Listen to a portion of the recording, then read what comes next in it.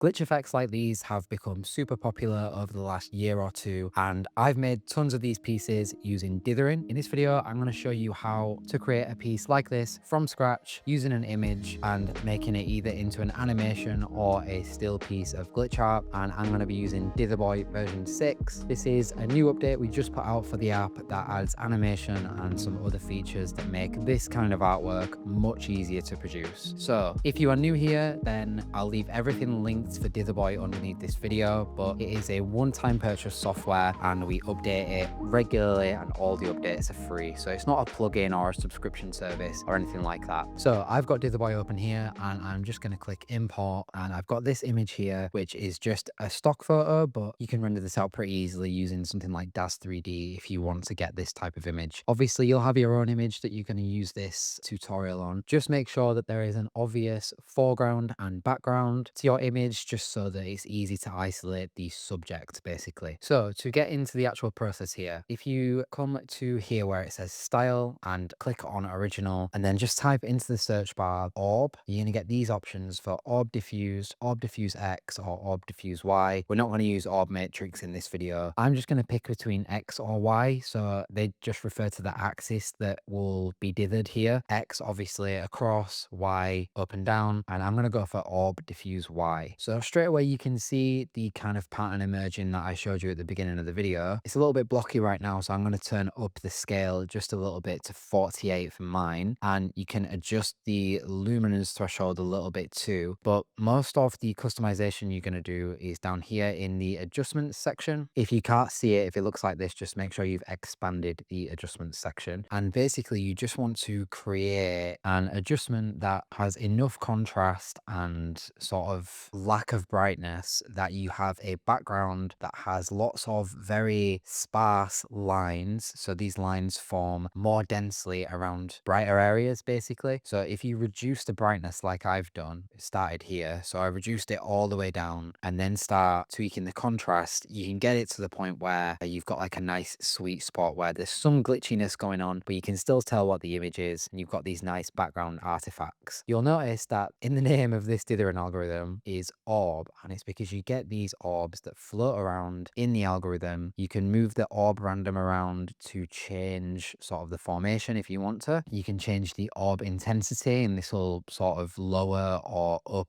the opacity of the orbs. You can change the orb size. Don't go for anything too big for what we're working on today. We're going to want something small, and you can up the orb count so there's more and more if you want. But what we really want here, because we've got a still image, is some orbs that we can use this orb offset slider to animate on basically. If you want your orbs to move another way as well, you can just toggle this orb direction and it will move along the lines rather than through them. This setup here that I've already got with a nice dense subject in the middle, really sparse lines on the outside, and some small but quite dense orbs that are going to pass through the dithering when we come to animate it in a minute. This is kind of ideal. So if you can get to a point where you've made these adjustments using the adjustments section, you might need to do more or you might need to do less than I did. Just make sure you sort of play with every slider until it goes in the right direction, bearing in mind that darker areas get less dense lines and lighter areas get more dense lines. So it's just an exercise in making the background darker basically. From here we're going to pick a color, so leave your color palette on monochrome and just click on the white, and you can change it to whatever color you want. The color's going to affect the dithering, because what happens when you assign a color to this is Dither Boy is comparing this color to the pixels in the image and it's mapping the dithering out based on that. So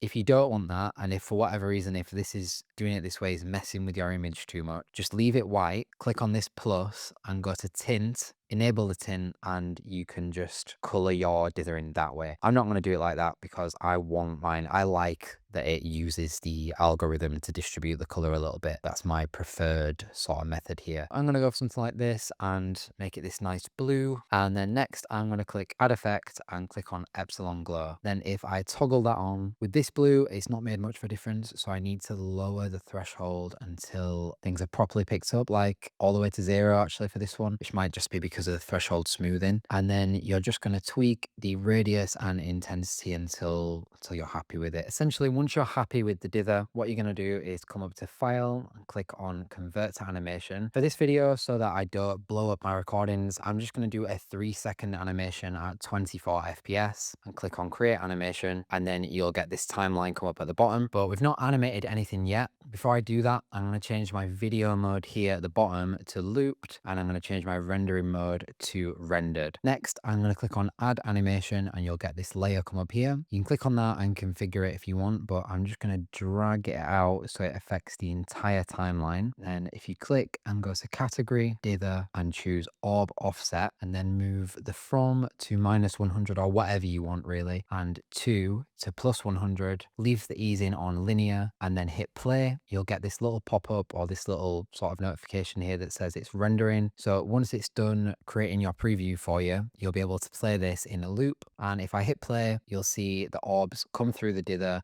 and you get this nice like little animation going using the orbs basically. Now what I've probably done there is gone too fast, so I'm going to change it to be like -26 to 6, and I'll just re-render that change, and doing something a bit more subtle actually works a bit better here. You can obviously animate more properties than that. One of the effects that we added is actually an animated effect called temporal variation. So if you click on the plus and add the temporal variation in, you'll see you get some changes to your lines. There's a bunch of different animation types you can choose from here. I'm just going to go for something simple here. So I'm going to go wave. I'm going to turn the intensity down and the speed down. This one, you don't need to animate it. Just make sure it's toggled on and make sure your speed isn't set too high. And you can see again, it's detected that the settings have changed. So when you hit play, it's just going to render your frames out first and then hit play.